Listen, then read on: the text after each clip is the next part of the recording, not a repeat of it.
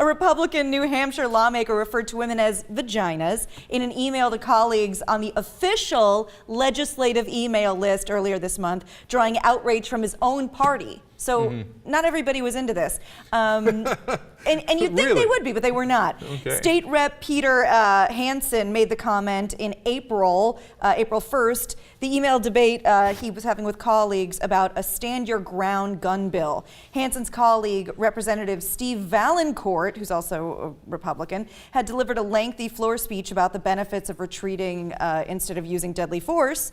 And Hansen replied, would you like to hear the reply? Oh, definitely if it involves vaginas. Perfect. He said, what could possibly be missing from those factual tales of successful retreat in Germany and the bowels of Amsterdam?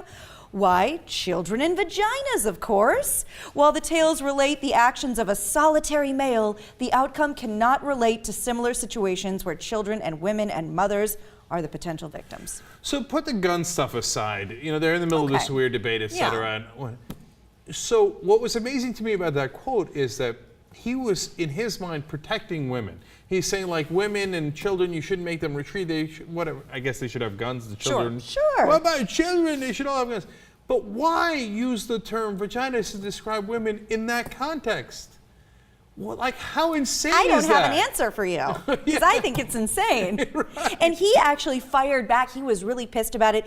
When they finally cleaned him up and his handlers got a hold of him, he said, he did one of those fake apologies. He said, can there be any doubt my comment is being misinterpreted and taken completely out of context? Yes, it was not and is not my intention to demean women at any time. It is apparent that the intent of my remarks has been misinterpreted, the true goal of the message lost, and for that, I apologize to those who took offense, which is a fake apology. Oh, thank you so much. Are you not merciful? I mean, if you were such a moron that you mistook what I said. Yeah, exactly. You know, when I would just randomly call women vaginas, I can't believe you took that out of context. That gives you... Then I'm sorry that you're an idiot. And what a microscope into his marriage. If that's the kind of apology he's used to giving. Oh, look, I'm sorry if you took offense to the fact that I said I was going to be home at 7 and I came home at midnight, but maybe you're just touchy.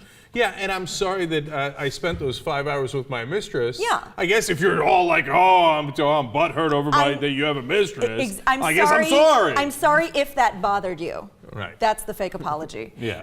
But before that, before they cleaned him up, he said, having a fairly well-educated mind, I do not need self-appointed wardens to A, try to put words in my mouth for political gain, and B, turn a well-founded strategy in communication into an insulting accusation. And finally, if you find the noun vagina insulting or in some way offensive, then perhaps a better exercise might be for you to re-examine your psyche. I don't find the word offensive. I find being called one offensive. Yeah, look, it would never occur to that guy, or hopefully almost to any person, that in the context of a political conversation that you would simply refer to men as penises. You wouldn't say, hey, like, I get why the women and children have guns, but what about the cocks? Yeah. People are like, what? What about the walking cocks? Right. Yeah. Or whatever, name it. Why are you referring to women as genital? I mean, if it was in the context of a sex conversation, maybe, like, it might be more if it's offensive. 3 in the morning, you've had a couple of pops. Right.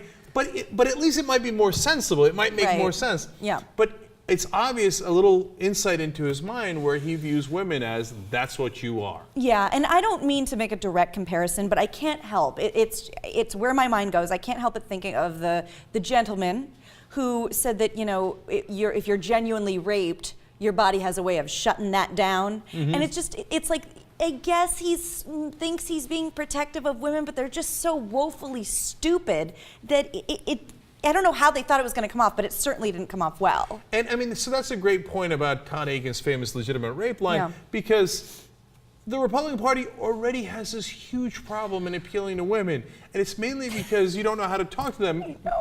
And then you decide the best way to talk to them is to call them vaginas. So, well played, sir. Well played. It is literally laughable. Yeah, it's, you know what? At least you got us to do something that almost never actually happens in real life, which is we LOL'd.